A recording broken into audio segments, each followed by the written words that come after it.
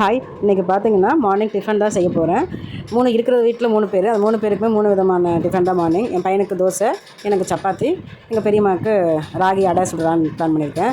ராகி அடை 3 பேருக்கு சுட்டலான்னு பிளான் பண்ணால், ஆனால் என் பையன் வந்து தோசை தான் வேணும்னு நான் சொல்லிட்டான். அவன் காலையில் என்ன கேட்குறானோ அதை தான் சமைச்சு கொடுக்குற மாதிரி இருக்கும். அவனுக்கு அகென்ஸ்டாக வேறு ஏதாவது செஞ்சு கொடுத்தானா அவன் சாப்பிட மாட்டான்.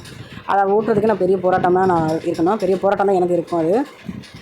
இன்றைக்கி காலையில் லேட்டாக எந்திரிச்சனாலே நான் கிச்சனுக்கும் வாஷிங் மிஷினுக்கும் நான் அங்கிட்ட அங்கே அலைஞ்சிட்டே இருந்தேன். தம்பி வந்து பெரியம்மா மெயின்டைன் பண்ணிட்டு இருந்தனால எனக்கு கிச்சன் வேலை கொஞ்சம் ஈஸியாக இருந்துச்சு. சரின்னு சொல்லிவிட்டு அவனுக்கு மட்டும் கொஞ்சமாக தக்காளி சட்னி வந்து செஞ்சு கொடுத்துட்டு, தோசை மாவு இருக்குது, அதில் தோசை சுட்டு கொடுத்துட்டு எனக்கு சப்பாத்தி சுட்டுக்கலாம், எங்கள் பெரியம்மா காட்டை சுட்டுக்கலான்னு பிளான் பண்ணிட்டேன்.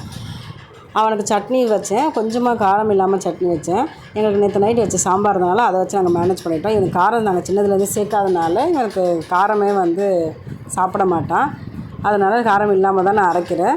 காரத்தோடு வீட்டில் வந்து என் ஹஸ்பண்ட் வந்து திட்டுவாங்க, காரம் வந்து பிள்ளைக்கு சேர்த்து கொடுன்னுவாங்க. நான் சேர்க்காம தான் கொடுப்பேன். ஏன்னா அவன் காரம் இல்லாமல் சாப்பிட்டா தான் சாப்பிட்ட மாதிரி இருக்குது. அவன் கொஞ்சம் நல்லாவும் சாப்பிட்றான். காரத்தோடு கொடுத்தா அவன் சாப்பிட மாட்டான். கொஞ்சம் அப்படியே நான் மீறி நான் காரம் ஏதாவது சேர்த்து கொடுத்துட்டேன்னா நம்ம பெரியவங்க சாப்பிட்ற மாதிரிலாம் கொடுக்க மாட்டேன். கொஞ்சம் மிடிலாக தான் காரத்தோடு கொடுப்பேன். கொடுத்தா அடுத்த செகண்டே சாப்பிட்டு கொஞ்சம் நேரத்தில் மோஷன் போயிடுவான். அது மோஷன் ஒரு வாட்டி போனாலும் பரவாயில்ல, அடுத்த வாட்டிலாம் நம்ம காரம் இல்லாமல் கொடுத்தாலும் மோஷன் போய்கிட்டு தான் இருப்பான். இந்த மாதிரி கம்ப்ளைண்ட்லாம் எந்த பிள்ளைக்கு இருக்குன்னு தெரியல. ஆனால் இவனுக்கு தான் ரொம்ப புதுசாக இருக்கும். ஹாஸ்பிட்டலுக்கு கூட்டிகிட்டு போனால் டாக்டர் சொல்லுவாங்க, காரம் கொடுக்காதீங்க பிள்ளைக்கு அப்படின்வாங்க. நான் டாக்டர்கிட்ட சொல்லுவேன், காரமே கொடுக்க மாட்டேன் சார், காரம் கொஞ்சம் இப்போ தான் கொடுக்குறேன், அதுக்கே வந்து இவன் மோஷனாக போயிட்டுருக்கான் அப்படின்னு நான் சொல்லுவேன். அவர் டாக்டர் ஆஸ் யூஷுவல் இப்போ போல் அவரோட மெடிசன் கொடுத்துட்டு கொஞ்சம் கொடுத்து பழகுங்க அப்படின்னு சொல்லி அவரோட ஒப்பீனியனை சொல்லிடுவார். நானும் கேட்டுட்டு வந்துடுவேன்.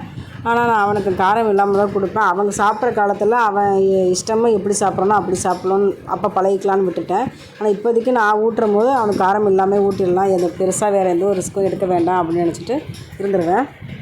நான் அமேசானில் ஒரு பூஜை ஸ்டாண்டு ஒன்று ஆர்டர் பண்ணியிருந்தேன். அது காட்டணும்னு நினச்சேன். உண்மையாகவே ஒரு 1 வீக்காக நான் யூஸ் பண்ணிகிட்ருக்கேன். அது நல்லாயிருக்கு, நல்லா வெயிட் தாங்குது, இப்போ வரைக்கும் யூஸ் ஆகுது. இனிமேல் எவ்வளோ நாள் வெயிட் தாங்குன்றது பார்த்துட்டு சொல்லுவேன்.